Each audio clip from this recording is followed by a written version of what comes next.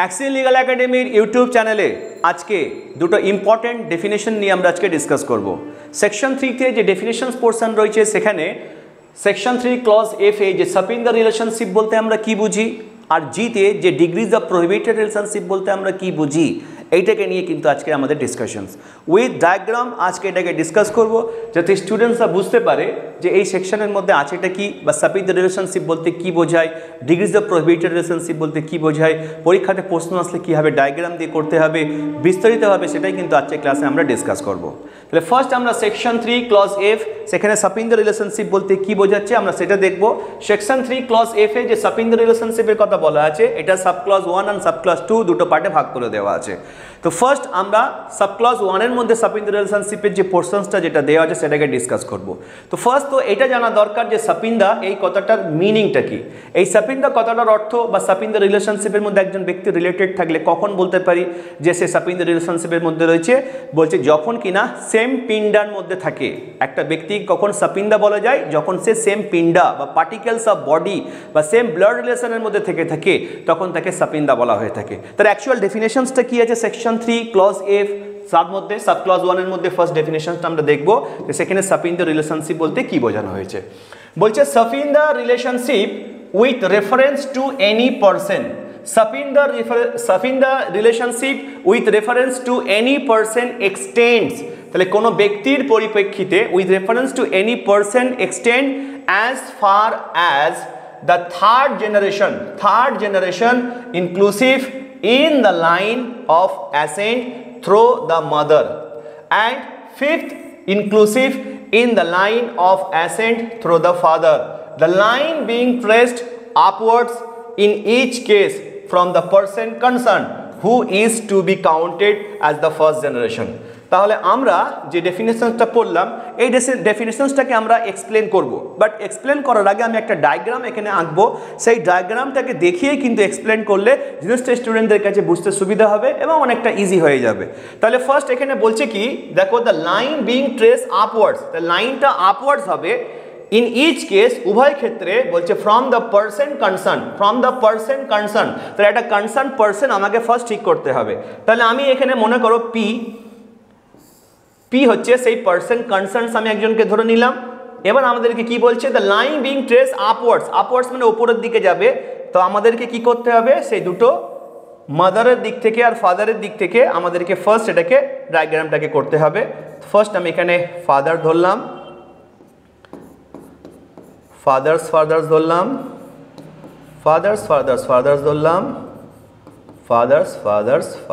Father's, আর এখানে আমি ধরলাম মাদার, আবার দুটো ভাগ করলাম, একটা হচ্ছে মাদার্স ফাদার্স, একটা হচ্ছে মাদার।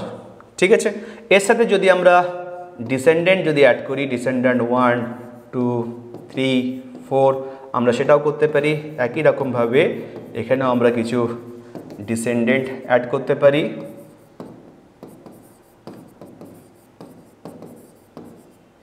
এখানেও আমরা ডিসেন্ডেন্ট অ্যাড করতে পারি। এখানেও আমরা ডিসেন্ডেন্ট 1 ডিসেন্ডেন্ট 2 অ্যাড করলাম, ডিসেন্ডেন্ট 1 ডিসেন্ডেন্ট 2 অ্যাড করলাম, ডিসেন্ডেন্ট 1 ডিসেন্ডেন্ট 2 অ্যাড করলাম।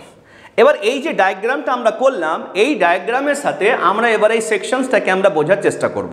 তাহলে কি বলছে, sub in the relationship with reference to any person, with reference to any person বলতে এখানে পি বলে সেই পারসন কনসার্নটাকে আমরা ধরলাম।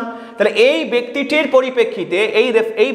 পরিপ্রেক্ষিতে সাব ইন দ্য রিলেশনশিপ বলতে কি বোঝাচ্ছে, বলছে as far as the third generation পর্যন্ত হবে in the line of ascent through mother. তাহলে মায়ের দিক থেকে যে অ্যাসেন্ডিং লাইন হচ্ছে, সে মায়ের দিক থেকে অ্যাসেন্ডিং লাইন যেটা রয়েছে সেখানে বলছে তিনটে জেনারেশন হবে, কিন্তু আবার লাস্টে বলে দিয়েছে who is counted to the first generation. তাহলে এই পারসন কনসার্ন যে রয়েছে, এই পারসন কনসার্ন একে ফার্স্ট জেনারেশন ধরতে হবে, ফার্স্ট জেনারেশন একে ফার্স্ট জেনারেশন ধরে বলছে মায়ের দিক থেকে থার্ড জেনারেশন। তাহলে এ যদি ফার্স্ট জেনারেশন হয় তাহলে এই পারসন কনসার্নের যিনি মা রয়েছেন বা মায়ের যারা ডিসেন্ডেন্ট রয়েছেন তাহলে এরা হবে কি সেকেন্ড জেনারেশন।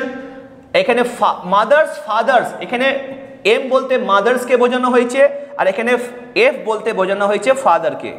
এ বলতে এখানে ফাদারকে বোঝানো হয়েছে, এখানে এম বলতে মাদারকে বোঝানো হয়েছে, আর D1 আর D2 দিয়ে ডিসেন্ডেন্টসকে বোঝানো হয়েছে।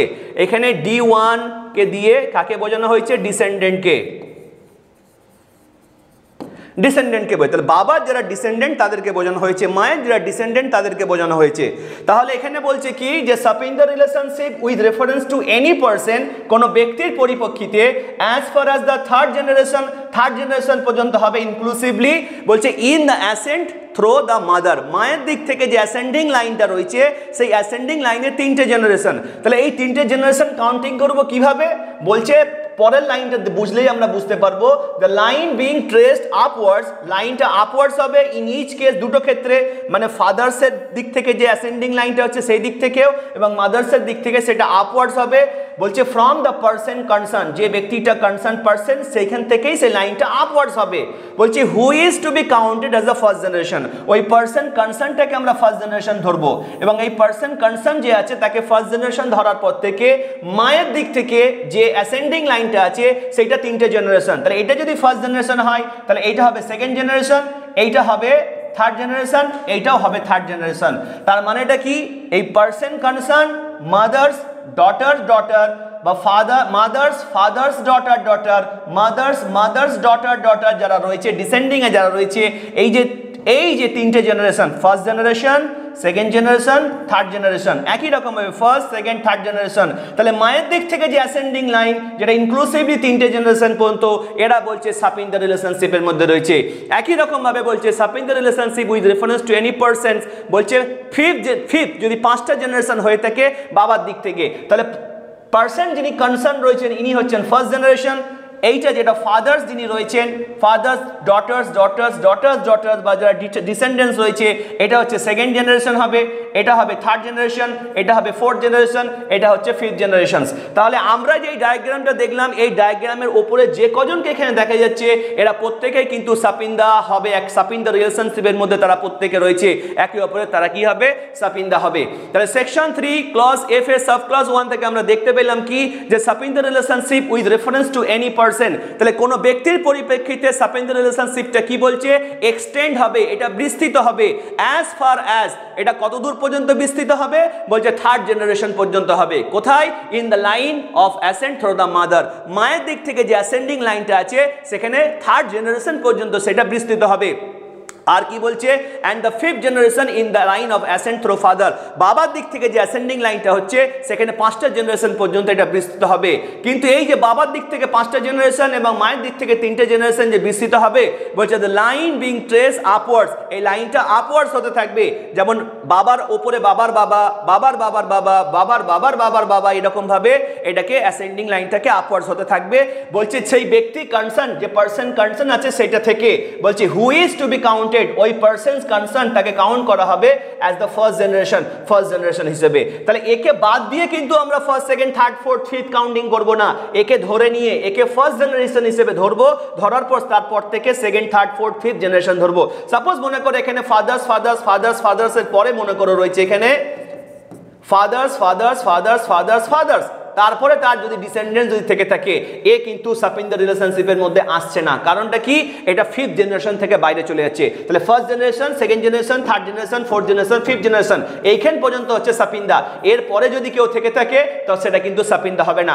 একই রকম ভাবে এখানে যদি মাদার্স ফাদার্স থাকতো তাহলে ফার্স্ট সেকেন্ড থার্ড ফোর্থ হয়ে যাচ্ছে। তাহলে মায়ের দিক থেকে ফোর্থ জেনারেশন আসলে কিন্তু সেটা সাপ ইন দ্য রিলেশনশিপের মধ্যে আসবে না। তাহলে আমরা সেকশন 3 ক্লজ এফ এর সাব ক্লাস 1 থেকে দেখতে পেলাম যে সাপ ইন দ্য রিলেশনশিপ বলতে আমরা কি বুঝছি না, একটা পারসন কনসার্ন যেটা আছে সেই পারসন কনসার্নটাকে ফার্স্ট জেনারেশন ধরার পর থেকে মায়ের দিক থেকে যে অ্যাসেন্ডিং লাইন সেখান থেকে ইনক্লুসিভলি 3টে জেনারেশন পর্যন্ত, বাবার দিক থেকে যে অ্যাসেন্ডিং লাইন সেটা কিন্তু 5টা জেনারেশন পর্যন্ত আমরা সেটাকে কিন্তু সাপিন্দা বলবো। এবার আমরা সেকশন 3 তে যেটা আছে, এবার যেটা আমাদের সেকশন 3 ক্লজ এফ এর সাব ক্লজ 2 তে যেটা রয়েছে সেখানেও আমরা সাপ ইন দ্য রিলেশনশিপ বলতে কি বুঝছি সেটাকে আমরা এখানে বোঝার চেষ্টা করব। তাহলে সেকশন 3 ক্লজ এফ এর সাব ক্লজ 2 তে কি বলা আছে না, two persons are said to be sapindas of each other, দুটো ব্যক্তিকে আমরা একে অপরের সাপিন্দা বলবো কখন?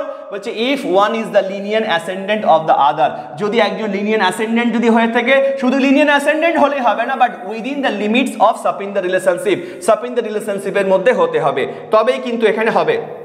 এখানে টোটাল দুটো পার্ট রয়েছে, টোটাল এখানে দুটো পার্ট রয়েছে, আমরা সেই দুটো পার্টকে এখানে দেখানোর চেষ্টা করব। সেই জন্য এখানে আমরা একটা দুটো পার্টে ভাগ করে নেব, দুটো পার্টে ভাগ করে নেব। তাহলে এখানে এইখান থেকে নিয়ে এখান পর্যন্ত একটা পার্ট, আর এইখান থেকে নিয়ে এখান পর্যন্ত আরেকটা পার্ট রয়েছে, দুটো পার্ট রয়েছে। আমরা ফার্স্ট পার্টটা কি করব, যে two persons are said to be sapindas of each other, দুটো ব্যক্তিকে আমরা কখন একে অপরের সাপিন্দা বলবো, আমরা সেটাকে দেখার জন্য বলছে কি, যদি একে অপরের লিনিয়ার অ্যাসেন্ডেন্ট হয়ে থাকে, আর যদি কিনা সে উইদিন দ্য লিমিটস অফ সাপিন্দার রিলেশনশিপ বলা। যে আগের ডায়াগ্রামটা করেছিলাম সেই আগের ডায়াগ্রামের মতোই এখানে হবে।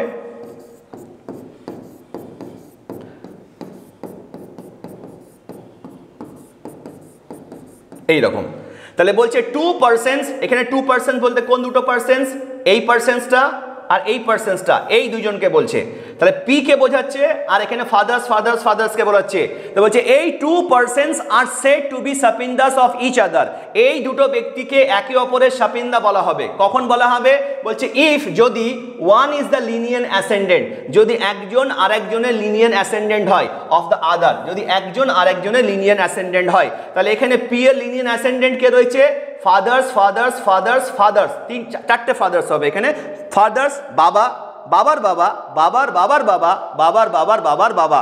তাহলে আমরা এখানে দেখতে পাচ্ছি কি, যে two persons are said to be sapindas of each other, এই যে দুটো ব্যক্তি person concern are father's father's father's father's, এই দুটো ব্যক্তিকে বলছে একে অপরের সাপিন্দা কখন হবে, বলছে ইফ, যদি কিনা one is linear ascendant of the other, যদি একজন আরেকজনের লিনিয়ার অ্যাসেন্ডেন্ট হয়। তাহলে এখানে ফাদার্স ফাদার্স ফাদার্স ফাদার্স কার লিনিয়ার অ্যাসেন্ডেন্ট, এই যে পি কনসার্ন এর কিন্তু লিনিয়ার অ্যাসেন্ডেন্ট। তাহলে এই দুজনের যদি লিনিয়ার অ্যাসেন্ডেন্ট হয়, শুধু লিনিয়ার অ্যাসেন্ডেন্ট হবে না, বলছে উইদিন দ্য লিমিটস অফ সাপিন্দার রিলেশনশিপ। তাহলে সাপিন্দার রিলেশনশিপের মধ্যে যে লিমিটস আছে সেই লিমিটসের মধ্যে থাকতে হবে। তাহলে বাবার দিক থেকে সাপিন্দার রিলেশনশিপের লিমিটস কি, 5টা জেনারেশন। তাহলে আমরা 5টা জেনারেশন কাউন্ট করব। এটা হচ্ছে ফার্স্ট জেনারেশন, এটা হচ্ছে সেকেন্ড জেনারেশন, এটা হচ্ছে থার্ড জেনারেশন, এটা হচ্ছে ফোর্থ জেনারেশন, আর এটা হচ্ছে ফিফথ জেনারেশন। তাহলে এটা যে সাপিন্দার রিলেশনশিপের মধ্যে যে উইদিন দ্য লিমিটস অফ সাপিন্দার রিলেশনশিপ, তাহলে বাবার দিক থেকে যে সাপিন্দার রিলেশনশিপটা অ্যাসেন্ট থ্রু দ্য ফাদার্স, আমরা জানি 5টা জেনারেশন পর্যন্ত রয়েছে। তাহলে দুটো ব্যক্তিকে আমরা একে অপরের সাপিন্দা তখনই বলতে পারি যদি একজন আরেকজনের লিনিয়ার অ্যাসেন্ডেন্ট হয়ে থাকে। শুধু লিনিয়ার অ্যাসেন্ডেন্ট হলেই হবে না, তারা সাপিন্দার রিলেশনশিপের লিমিটেশনের মধ্যে থাকতে হবে। তো যেহেতু এটা বাবার দিক থেকে অ্যাসেন্ডিং লাইনটা ক্রিয়েট হয়েছে, তো 5টা জেনারেশন পর্যন্ত সাপিন্দার রিলেশনশিপ। এখানে দেখো এই 5টা জেনারেশনের মধ্যে তারা রয়েছে, তাই এরা দুজন একে অপরের কি হবে, সাপিন্দা হবে। কিন্তু যদি এখানে father's father's father's father's father's থাকতো, তাহলে এ father's father's father's father's father's কিন্তু এর সাথে অ্যাসেন্ডিং হতো, মানে এরা এর সাথে কিন্তু সাপিন্দা হতো না। কারণ কি, এরা পি এর লিনিয়ার অ্যাসেন্ডেন্ট ইনি হতে পারেন, fathers father's father's father's fathers ইনি কিন্তু লিনিয়ার অ্যাসেন্ডেন্ট হতে পারেন পি এর, কিন্তু within the limit of within the limit of sapinda রিলেশনশিপের মধ্যে কিন্তু নেই, তাই কিন্তু ইনি কিন্তু সাপিন্দা হবেন না। কিন্তু ফাদার্স ফাদার্স ফাদার্স ফাদার্স কিন্তু কি হবে, লিনিয়ার অ্যাসেন্ডেন্টও বটে এবং within the limits of sapinda relationship রয়েছে, সেই কারণে এরা একে অপরের মধ্যে সাপিন্দা হবে। তো এটা গেল আমাদের ফার্স্ট পার্টটা। সেকেন্ড পার্টটা কি আছে, বলছে if they have a common linear ascendant who is within the limits of Sapinda relationship with reference to the other, যদি দুজনের কোনো কমন লিনিয়ার অ্যাসেন্ডেন্টও থেকে থাকে, সেক্ষেত্রে কি বলছে, তারাও কিন্তু একে অপরের সাপিন্দা হবে। তাহলে এখানে ডায়াগ্রামটা কি হবে, সাপোজ মনে করো একটা কমন একটা কি আছে, এটা সাপোজ মনে করো এটা হচ্ছে একটা কমন অ্যানচেস্টর রয়েছে, কমন একটা অ্যানচেস্টর।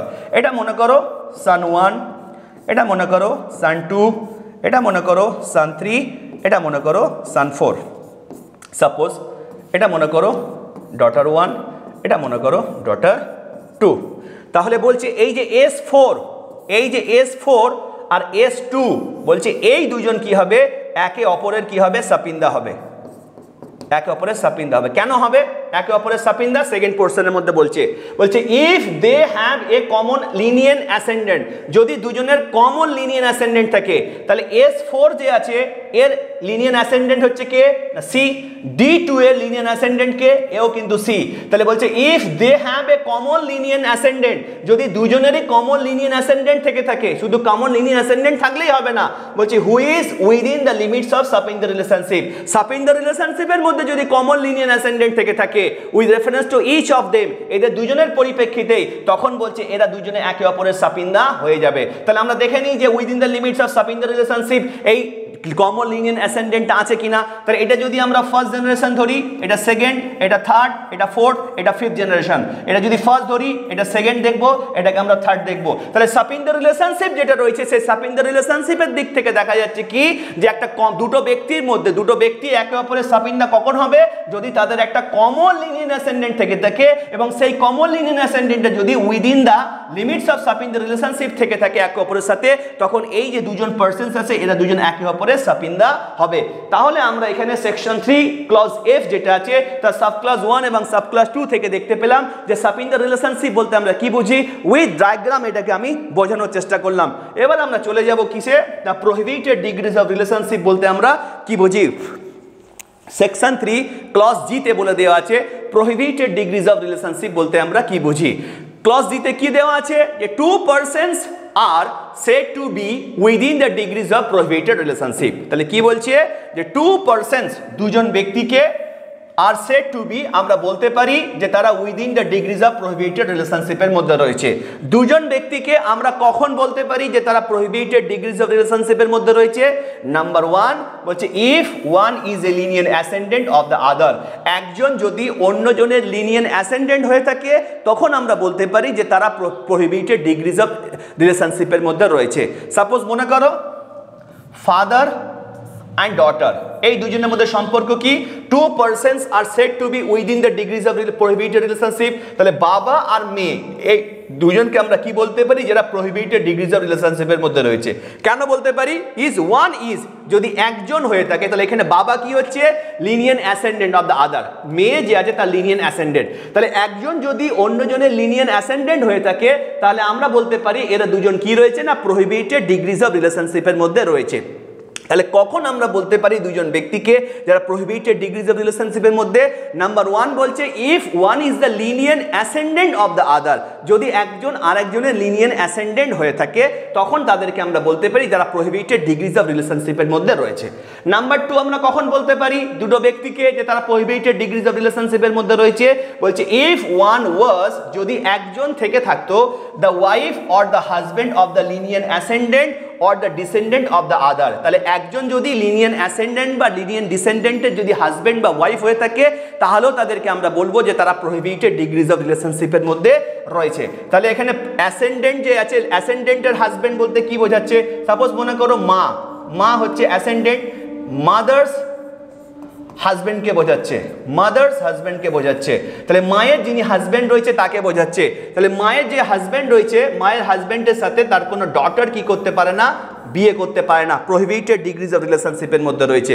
বলছে if one was the wife or the husband of the linear ascendant or the descendant of the আদার। তাহলে ওয়াইফ কার, ওয়াইফ হচ্ছে কার না লিনিয়ার অ্যাসেন্ডেন্টের, মা হচ্ছে লিনিয়ার অ্যাসেন্ডেন্ট তার যদি হাজবেন্ড হয়ে থাকে, যে হাজবেন্ড যদি হয়ে থাকে, বা বাবা মনে করো লিনিয়ার অ্যাসেন্ডেন্ট, বাবার যে ওয়াইফ রয়েছে তাহলে এখানে ওয়াইফ বলতে বোঝাচ্ছে লিনিয়ার অ্যাসেন্ডেন্টের ওয়াইফকে বোঝাচ্ছে, হাজবেন্ড বলতে বোঝাচ্ছে লিনিয়ার অ্যাসেন্ডেন্টের হাজবেন্ডকে বোঝাচ্ছে।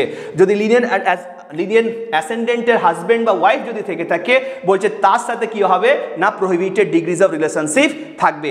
একই রকমভাবে ডিসেন্ডেন্টের দিক থেকেও একই ব্যাপার হবে। মনে করো ছেলের মারা যাওয়ার পর ছেলের যে উইডো রয়েছে, ছেলের যে উইডো, তাহলে শ্বশুর মশাই যিনি রয়েছেন বাবা যিনি রয়েছেন, বাবার সাথে ছেলের যে উইডো রয়েছে তার সাথে কি আছে প্রহিবিটেড ডিগ্রিজ অফ রিলেশনশিপ রয়েছে। কারণ কি বলছে if one was the wife of the linear descendant of the আদার। তাহলে বাবার যিনি লিনিয়ার ডিসেন্ডেন্টকে ছেলের যে ওয়াইফ মানে উইডো বা বৌমা সে হচ্ছে কি বাবা বা শ্বশুর মশাই যিনি রয়েছেন তার সাথে কি রয়েছে না তার সাথে প্রোহিবিটেড ডিগ্রিজ অফ রিলেশনশিপ রয়েছে বা ডিগ্রিজ অফ প্রোহিবিটেড রিলেশনশিপ রয়েছে। তাহলে 2 নম্বর পয়েন্ট থেকে দেখতে পেলাম আমরা কি, যে লিনিয়ার অ্যাসেন্ডেন্ট বা লিনিয়ার ডিসেন্ডেন্টের ওয়াইফ বা হাজব্যান্ড যদি থেকে থাকে তাহলে তারাও কিন্তু প্রোহিবিটেড ডিগ্রিজ অফ রিলেশনশিপের মধ্যে থাকবে বা ডিগ্রিজ অফ প্রোহিবিটেড রিলেশনশিপের মধ্যে থাকবে। আমরা নেক্সট যেটা বোঝার চেষ্টা করব 3 নম্বর পয়েন্টে, যে if one was the wife of the brother, যদি ভাইয়ের কেউ বউ হয়ে থাকে অথবা অফ দ্য ফাদার্স, ভাইয়ের বাবার যদি কেউ বউ হয়ে থাকে, অর দ্য মাদার্স ব্রাদার মানে মায়ের যদি কেউ ভাইয়ের বউ হয়ে থাকে, তাহলে আমরা কি দেখতে পেলাম, আবারও রিপিট করছি, if one of the wife of the brother, যদি ভাইয়ের বউ থেকে থাকে তাহলে ভাইয়ের বউয়ের সাথে অপর ভাইয়ের কি আছে না প্রোহিবিটেড ডিগ্রিজ অফ রিলেশনশিপ রয়েছে। আর কি, of the brothers father's brother, father's brother মানে বাবার ভাই, বাবার ভাইয়ের বউ বলতে কাকিমাকে বোঝানো রয়েছে, তাহলে ফাদার্স ব্রাদার্স ওয়াইফ, তাহলে বাবার ভাইয়ের বউ বা মায়ের ভাইয়ের বউ, মায়ের ভাই বলতে মামাকে বোঝানো রয়েছে, মামার ওয়াইফের সাথে কি রয়েছে প্রোহিবিটেড ডিগ্রিজ অফ রিলেশনশিপ রয়েছে। এছাড়া কি বলছে, গ্র্যান্ডফাদার্স অথবা গ্র্যান্ডমাদার্স ব্রাদার্স যদি হয়ে থাকে, গ্র্যান্ডফাদার্স বলতে বোঝাচ্ছে ঠাকুরদা, তাহলে সেই ঠাকুরদা রয়েছে বাবার যিনি ভাই রয়েছেন তার ওয়াইফের সাথে প্রোহিবিটেড ডিগ্রিজ অফ রিলেশনশিপ রয়েছে। তাই 3 নম্বর পয়েন্টে আমরা শুধুমাত্র কি দেখতে পাচ্ছি, যদি ব্রাদার্স ওয়াইফ থেকে থাকে, যদি ফাদার্স ব্রাদার্স ওয়াইফ যদি থেকে থাকে, যদি মাদার্স ব্রাদার্স ওয়াইফ থেকে থাকে, তাহলে বাবার ভাইয়ের বউ বলতে কি বোঝাচ্ছে, কাকিমাকে বোঝাচ্ছে, মায়ের ভাইয়ের বউ বলতে মামিকে বোঝাচ্ছে। তাহলে একটা কাকিমার সাথে কোনো ছেলে বিয়ে করতে পারে না, মামির সাথে কোনো ছেলে বিয়ে করতে পারে না, কারণ তাদের মধ্যে ডিগ্রিজ অফ প্রোহিবিটেড রিলেশনশিপের কথা বলা রয়েছে। একই রকমভাবে ভাইয়ের যে বউ রয়েছে তার সাথেও সে বিয়ে করতে পারে না, কারণ তাদের মধ্যে প্রোহিবিটেড ডিগ্রিজ অফ রিলেশনশিপ রয়েছে। তাহলে কখন আমরা দুজন ব্যক্তিকে বলবো যে তারা ডিগ্রিজ অফ প্রোহিবিটেড রিলেশনশিপের মধ্যে রয়েছে, তাহলে আমরা এখান থেকে সেটাকে বুঝতে পারলাম। নাম্বার 4 কি বলছে, if two are brother and sister, যদি দুজন নিজের ভাই বোন হয়ে থাকে তাহলে তারা কি হবে না প্রোহিবিটেড ডিগ্রিজ অফ রিলেশনশিপের মধ্যে থাকবে। যদি আঙ্কেল অ্যান্ড নিস হয়ে থাকে মানে কাকু এবং ভাইজির যদি সম্পর্ক থাকে তাহলে একে অপরের মধ্যে তারা ডিগ্রিজ অফ প্রোহিবিটেড রিলেশনশিপের মধ্যে রয়েছে। যদি আন্ট অ্যান্ড নেফিউ হয়ে থাকে, কাকিমা এবং যদি ভাইপো হয়ে থাকে, সেক্ষেত্রে বলছে তারা ডিগ্রিজ অফ প্রোহিবিটেড রিলেশনশিপের মধ্যে রয়েছে। এছাড়া বলছে children of brother and sister, ভাইয়ের যদি কোনো চিলড্রেন থাকে, বোনের যদি কোনো চিলড্রেন থেকে থাকে, of two brothers of two sisters, সেক্ষেত্রে বলছে এরা প্রত্যেকেই বলছে ডিগ্রিজ অফ প্রোহিবিটেড রিলেশনশিপের মধ্যে রয়েছে।